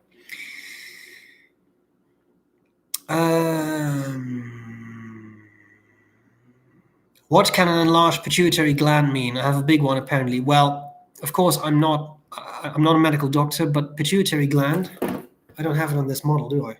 No, it's not on this model. It's because of, complicated things. The pituitary gland sits in a thing in your skull called the Turkish saddle. And when you do a dissection, this is based on a real brain. You take the brain out of the skull, you lift it out. Often the pituitary gets snapped off. So, sorry. Pituitary gland, very important hormonal gland. Secretes a lot of hormones and such. So that's an effect that you could expect, an altered hormonal function. But again, I'm not a medical doctor, so this I will leave it at that. Thoughts on lavender pens? Yeah, I've tried them. Good pens. Since you're an academic and read a lot, how do you read efficiently? You have to make time. And you have to just do it. And ask questions while you read. Yeah. Like, what's the author trying to say? Does this make sense? Is it, etc.? This is why Anna, my colleague, and I are doing these critical thinking videos now. I think there will be more stuff on reading in that as well. Have I ever tried Jonathan Brooks or any of these custom, like Sean Newton? I've seen them. They're beautiful. I don't believe I've actually tried them.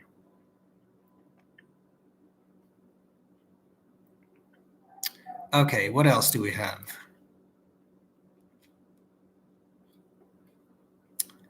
Do you prefer PC or Apple? I'm a PC person. That took me really long to respond. It's a really clear answer. No, PC person. I have had an iPhone in the past, but I really like I like the PC. It's what I'm used to. I know that there's many advantages to Macs, but yeah. Okay.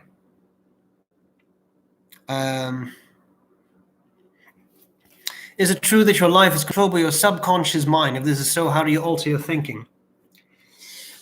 Well, because it's subconscious, it's kind of hard, right? I don't think your life is controlled by your subconscious mind, but it really depends, again, on how you would define that. Do human beings have certain subconscious drives? Yeah. The drive to eat, to drink, to have sex. These are drives that people have and that they're not necessarily super consciously aware of. To a large degree, you are not conscious of what most of your brain is doing, right? Your heart keeps beating. If that would be a conscious effort, then as soon as you fall asleep, you would die because you lose consciousness. You would no longer control your heartbeat. So all of that is autonomic. It's not under your control. Your brain does that. Your heart rate, your blood pressure, your respiration, all these kinds of things. Think of everything you do. Think of how amazing it is. Think of what would happen if I would take Clive and I would throw it at you right now, that you can see it coming, you can calculate where it is, you can catch it, you can intercept it, you can step aside. You do all those things within fractions of seconds. No computer can do that at this time. So that's amazing. And a lot of those things are unconscious. So if you look at it from that perspective, well, yeah, then you are led by a lot of unconscious things because you're not aware of that happening. You're not aware of digesting your food, but if you wouldn't do it, you would die because you wouldn't get any nutrients out of it, right? So yeah, to a degree that is subconscious or unconscious. Is everything in life unconscious? No, I don't think so. You can make choices, right? You can choose to do this or do that, say this or say that. So I don't think you would necessarily be controlled by your subconscious mind, but there are influences, right? There are driving factors that you may not be super aware of. Okay, what else do we have? Krishna inks from India. Yeah, I've seen very good things about them. Haven't tried them. I was wondering why you decided to move to Canada. I'll give you a very short answer.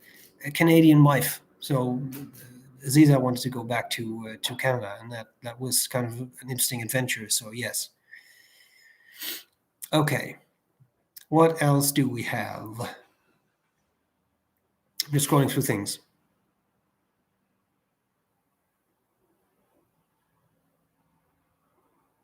The Santini pens you reviewed, anything cause you to purchase, and do you think they will take off quickly? I thought they were very good pens. I thought they were very nice, actually. Yes, magasin is store. See? I knew I had this feeling. Okay. What else? What else? What else? Sailor started to have some inconsistent nib thing lately. Think so? I genuinely don't know. The ones I have used, but I'm trying to think of what's the last Sailor nib I used. That was the Darth Vader nib, I think. So I haven't had any issues with it, but you never know. We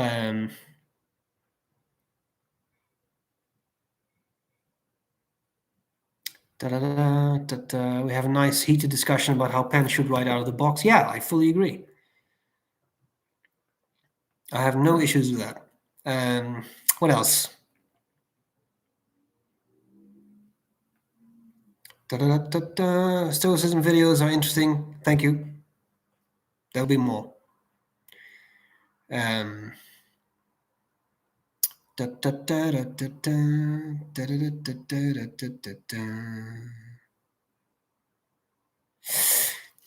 Yeah, so this is coming back to the dissociative personality thing. Like, I wonder if the split personality is more of a personality kind of play acting. That's not exactly what I mean, but best words I come up with. Yeah, well, that's kind of what the argument comes down to. And I want to be very clear on this.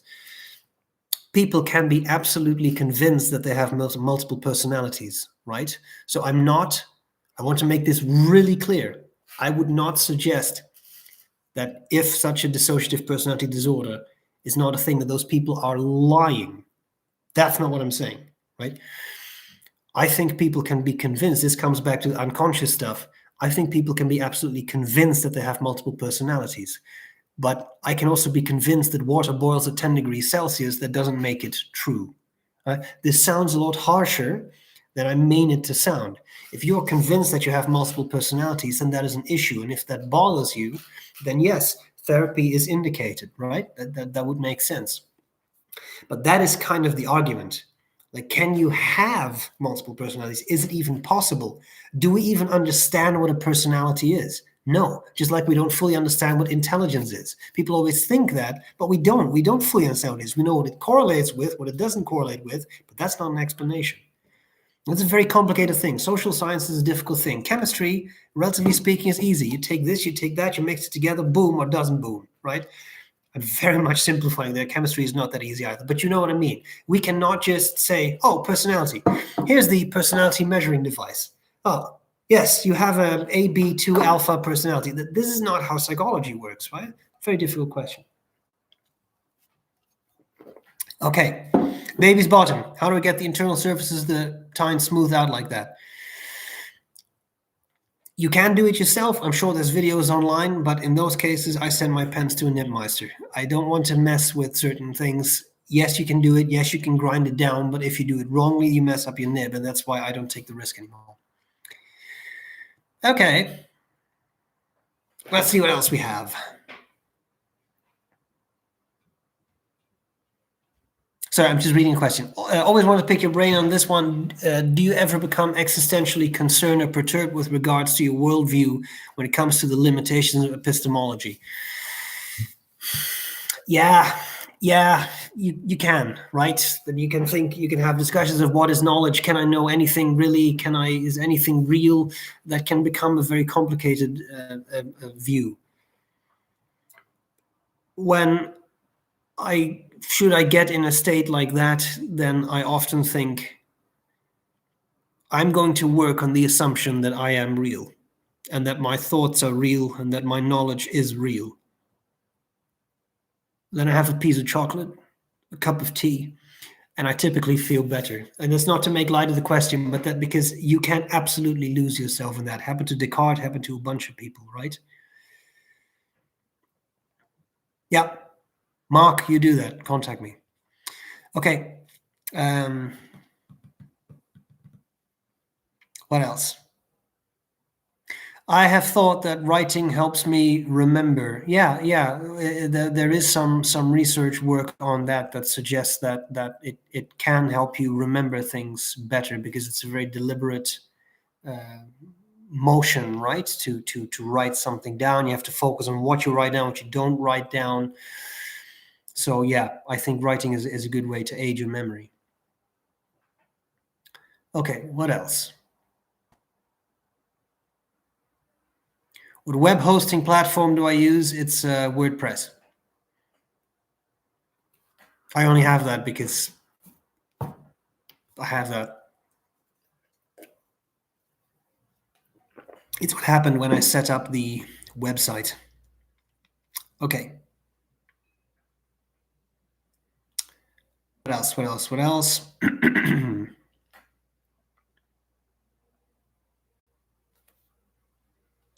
Would you say that computer neural networks really simulate brain activity as an oversimplified approach, which is missing key ingredients of the brain?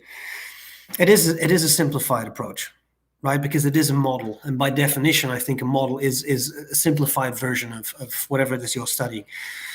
I do think there are very complicated neural networks that can be very informative, but I also think that we are now getting such good imaging techniques, like think of diffusion tensor imaging, which can really map out the connections between brain areas. I want to say that is more a future than neural networks, but it's kind of different stuff because one is anatomical and one's more functional. So it depends a bit on what you try to do. What's my favorite among Schmidt, Bock, and Jovo? Jovo. I found Bock can be a little dry. I have some really good Bock names too, though. What else? Sorry. I'm sorry. I don't mean to deafen you. We really want to see my bikini reviews, don't we? Yeah. Will we do more cooking videos? Yeah, I might. I was thinking of doing something like that. Yeah. Have any favorite among Indian pens? Not really. I like Ranga, but yeah. No. Okay. Great service with the critical thinking videos. Thank you. We try. Yes.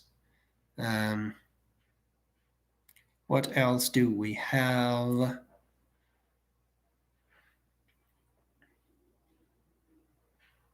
What are your thoughts on near-death experiences? Is it simply the brain shutting off? Yeah, I think so. I really think so. It would be really great. No, let me rephrase that. I would really love to believe all kinds of really elevated things about afterlives and heavens, but so far the evidence is very limited. But of course, this is a very complicated thing to study, right? Because not a lot of people actually like resurrect from the dead and tell us, oh, you know what, I was in heaven. So I feel that a lot of these things, near-death experiences, are epiphenomena of your brain. I've had surgery where I had full anesthesia. It's a very strange experience because it's like a sleep, but there is nothing. No concept of time and space, no consciousness, no dreams. You slip into it, there's this giant, overwhelming blackness, and there's nothing. No thoughts, no time. If the surgeon, when I woke up, would have told me you were out for 5 minutes, I would have believed him. If he would have said you were out for 5 days, I would have believed him. There's nothing. And it made me think, and I thought, you know what, I can picture that this is what death is like. You cease to be. Now, this is an incredibly complicated discussion we don't have to get into now, but maybe that's just it. You were not born, you were nothing, you were not conscious. You were born, you were conscious for X number of years, and you lost that consciousness again. And it's just like how you were before you were born. And I don't find that a terrifying thought.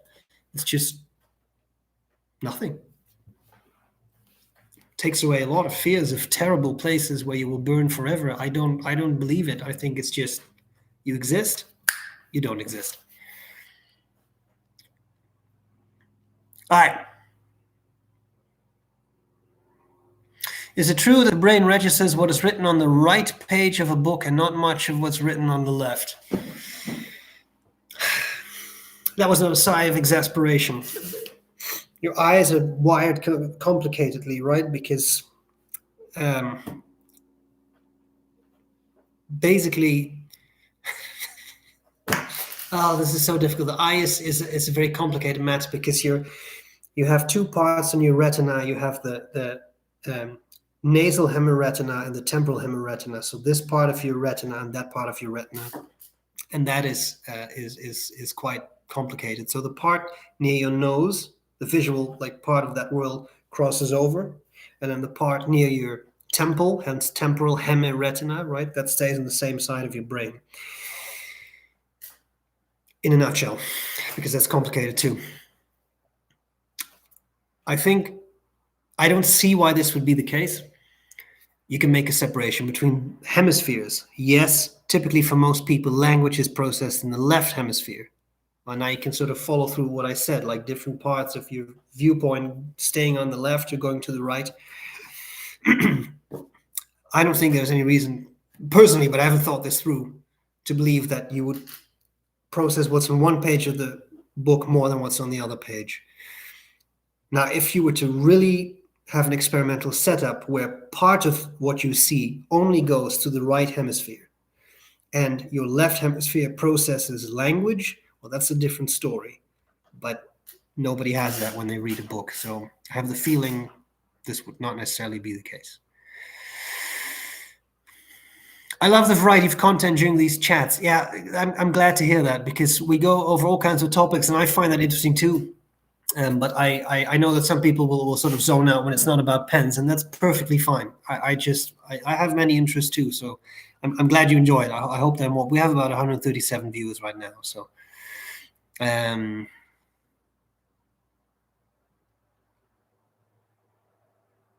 What else do we have? Oh, I all of a sudden scroll down again. Swine mouse. Too far. Scrolling back, scrolling. I'm sorry for the silence broadcast. Okay, we got that.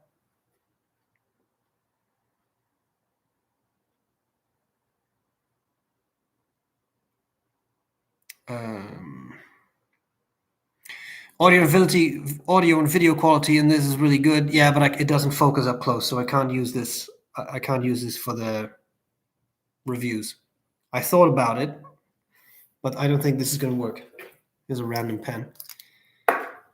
If I could make this focus up close really well, then it could happen. But then people complain. People always complain, so it's never good enough, right? So if I do this, then they can't see the pen, which is a fair comment. But if I do it this way, then they see my face, which upsets a lot of people greatly.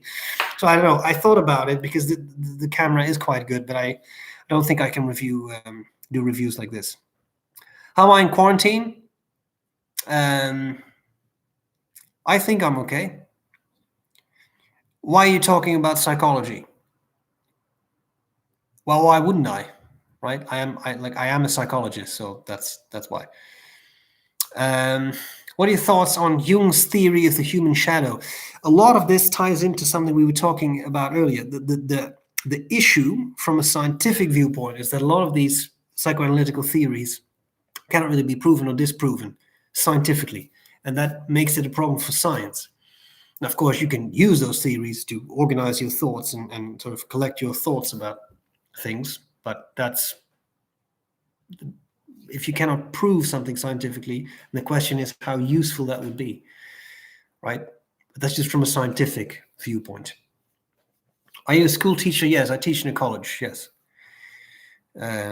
What else do we have? Which pen review have you enjoyed doing the most? That's hard. I don't have a quick answer. It depends a bit. Some reviews are a lot of fun to do because I can have a lot of fun with them. So the Cross Darth Vader was a lot of fun because I did it in a Darth Vader costume, right? So that's it. Yeah. Okay. I see dancing demonic shadows whenever I turn the light out. It's happened for about 20 years. Is it something for concern? I told my eye doctor, as I thought it has something to do with my eyes. If light conditions change, then your eyes need a little bit of time to adjust because the photopigments, so the specific pigments in your eyes that light particles bind to, bleach. They bleach in conditions of light, and then in darkness they kind of need to unbleach, and that takes a little bit of time. Is it an issue? Well, again, I'm not a medical doctor, but my thoughts is it has something to do with that, and I wouldn't necessarily worry, but if it concerns you, of course, you should see a doctor. Yeah.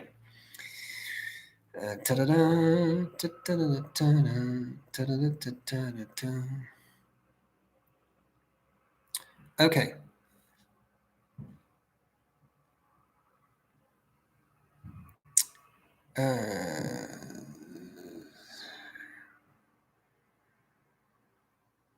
What else do we have?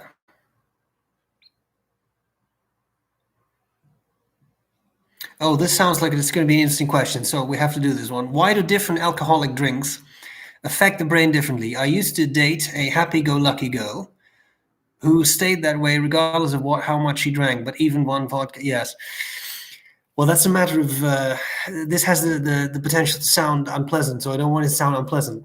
That's a matter of tolerance, right? Like what you are used to. And there actually are, and I'm very careful in how I express this, but there are some racial effects. It turns out that some people, certain ethnic backgrounds, can handle alcohol better than other ethnic backgrounds. It's just because of your genetic makeup, right? It's not a like, this is not a racism thing. This is just a matter of your genetic makeup is a little different. Different races have slightly different genetic makeup. And so it may have something to do with that. And yeah, some people can handle a lot of alcohol, but often, again, that is a bit of a matter of tolerance, right? It takes a while to build up tolerance to alcohol. But some people build up a great tolerance by drinking a lot, and they can drink a lot, and other people don't, and they are dancing on the table after a single glass, so to speak.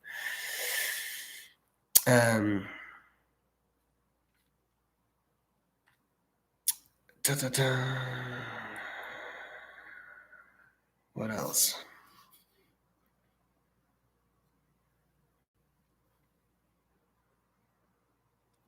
How's the weather right now? Yeah, right now it's slightly overcast, but at least it's warming up. So we have now, I think we may have conquered the snow, but you don't know in this area. We had wet snow in June one day last year. Yeah. Yeah. This is the hazard of living in Alberta. This is what it's like. It's just the way it is. Okay. Yes, I am a psychologist. Yes, I didn't mean to sound unpleasant or harsh earlier when I said that about why not talk about psychology. But yeah, that's why it's my profession.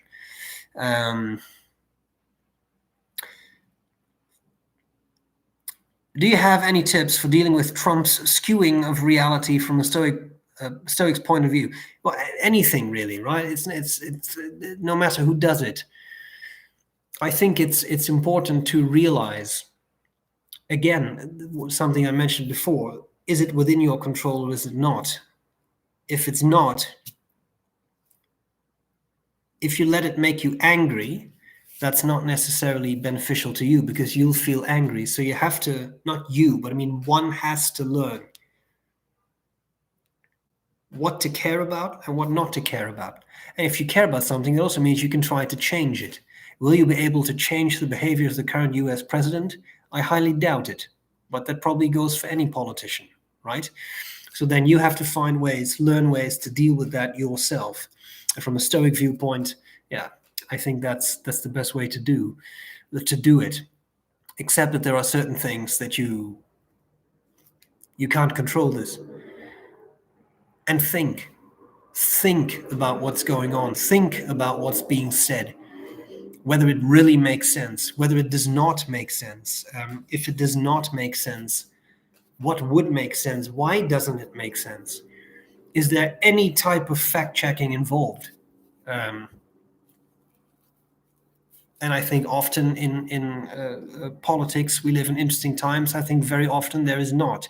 But that doesn't mean that you cannot do that, right? You can.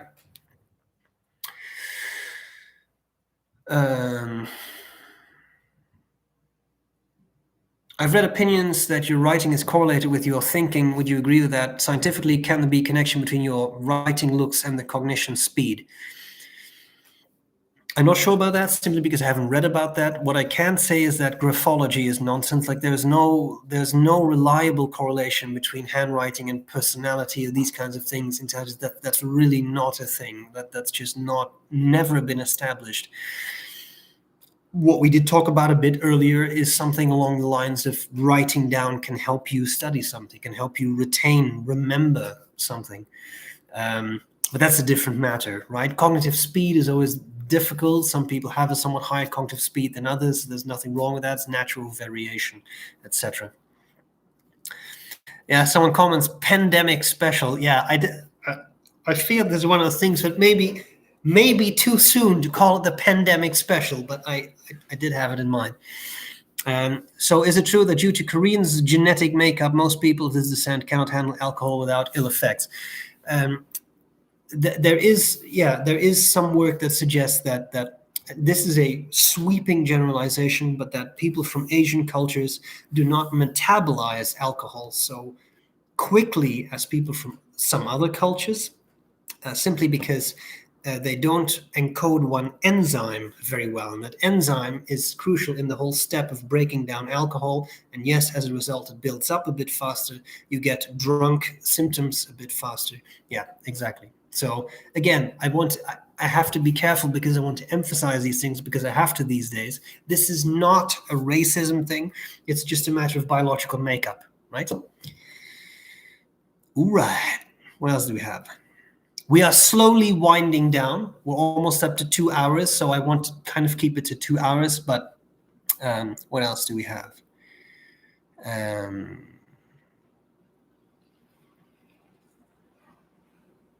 Yeah, repetitive thoughts and behaviors. Where in the brain? The basal ganglia are something that we kind of associate with it. Oh, it's not so easy to show. But in a nutshell, I've just disassembled this. Kind of under this part is something called the basal ganglia. And they we think may be, amongst other things, involved in repetitive thoughts. Fixing it is either a matter of you have to break the chain, right? And tell yourself, like, no, I will stop thinking about this now. I will not give this more thought. End it here. Move on to something else. Okay. We've talked about a bunch of these things. How many pens do you keep inked up? Typically 4 or 5. I don't want to have too many because I also have to clean them, you know? 3 books that have changed your life. Well, the Enchiridion from Epictetus, that was the start of the first Stoics video series. That one was very important. I recently read The Demon Haunted World by Carl Sagan, which I thought was a fantastic book. And in a way, this is just a novel, but Foucault's Pendulum by Umberto Eco, that kind of changed my life too, because it sort of made me aspire to be that intelligent one day. All right. What else?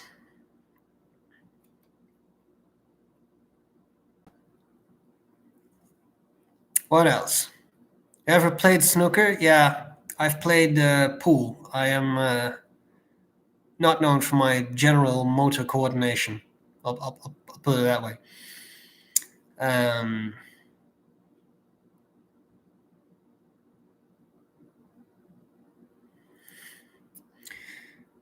What else? What do you think is the best argument against some aspects of Stoicism? Well, I think at some point it may not work, right? Like it's one thing to control your thoughts when something unpleasant happens to you. But like at what point? Like if there's a serial killer stabbing you to death, then this is a very extreme example, right? But then I don't know if Stoicism works by telling yourself, oh, well, this is an external event, so it doesn't really matter. I mean, I would like to see someone try that, right? So there is that. How can I make my own pen cleaner? I have a video, old video, but something like create your own pen flush or pen flush. It should be somewhere on the index on my website. That works well. What do you like most about Canada in general? I think it's a very nice country, friendly people, and a lot of space, which is really nice.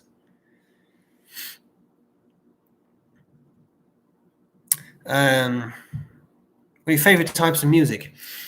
I have a thing for Orthodox church music. I'm not Orthodox myself, but especially Byzantine chant I really like. That's what the sound of the opening of my videos comes from, right? I like that. I do often enjoy a good soundtrack. And I do listen to the Star Wars soundtracks quite a lot, but that's because those are basically symphonies, right? It's classical music, which I really enjoy. So that's, yeah. Oh, here's an interesting question. Is fibromyalgia purely in the mind, or does it affect the person physically? I think the most nuanced answer is we're not 100% sure. These are difficult conditions, and I think it would be very unpleasant to say it's all in your mind. But we don't fully understand them either. So is there some sort of psychosomatic component? I think that is likely. But we have to be very mindful and respectful. If someone suffers from that, then to them it is very real. So I would find it very unpleasant to say, no, it's all in your mind. Move along. That would never do. So we have to understand those conditions better, I think. All right. We have now been on this for 1 hour, 57 minutes, and 35 seconds. So I think what we're going to do is end up this stream. And we should do this again someday. Wouldn't you say?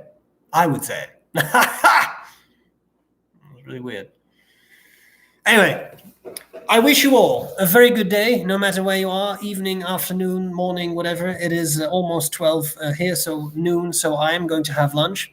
It was fun seeing you, and again, we'll do this again soon. Thank you all for being here. Thank you for all your questions, a very interesting broad scope of questions. I hope this has been somewhat interesting to you. I had fun hanging out with everyone, so we'll do it again. I hope this was useful, and I'm glad to see you later. Bye-bye.